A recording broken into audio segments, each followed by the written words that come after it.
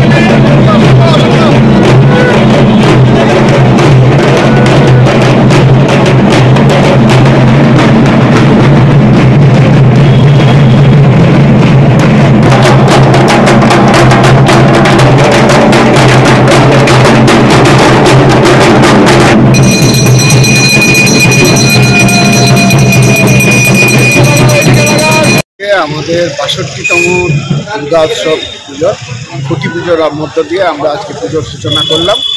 ঠিক আছে, এবারে আমাদের পুজোর প্রতিবারই জানেন আপনারা যে প্রতিবার ভালো একটা চমক থাকবে শান্তি ভারতী পূজা। এবারেও থাকবে, দর্শকদের জন্য প্রচুর চমক থাকবে।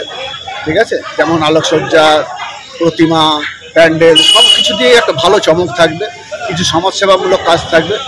আজকে আমরা এই খুঁটি পুজোর শুরু করলাম। খুঁটি পুজো করে আজকে আমরা বিকেলবেলা একটা প্রোগ্রাম নিয়েছি যে 50টা মতন গাছ, আমরা চারা গাছ আমরা পাড়াতে বিলি করব, মানে নিজেরাই লাগাবো গিয়ে গিয়ে যেখানে যেখানে আমাদের জায়গা অ্যাভেলেবল আছে পাড়ার রাস্তার ধারে, সেগুলো জায়গাতে আমরা 50টা মতন চারা গাছ আমাদের আজকে 15 নম্বর 14 নম্বর ওয়ার্ড দিয়ে লাগাবো। বাজেট এখনো আমরা মোটামুটি এখনো কিছু করিনি, তবে বাজেট আমাদের ওই মোটামুটি ধরে রাখুন 10-এর মতন সারা দেবে নিশ্চয়ই। এখনই আমরা বহু সময় আছে, এখনই আমাদের থিম নিয়ে আলোচনা আপনাদের সঙ্গে করব না।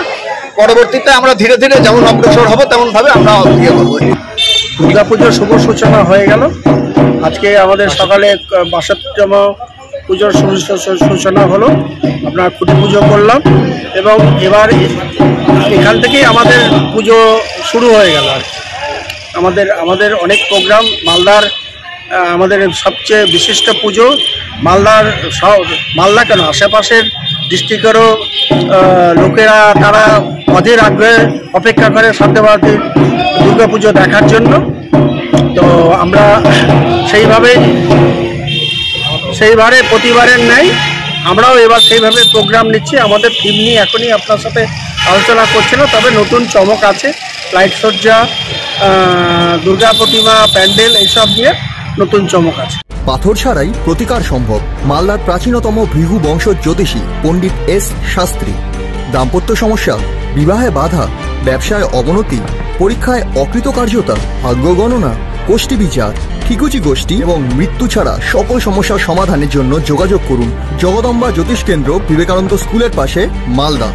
মোবাইল 09733027832 অথবা 09332056956।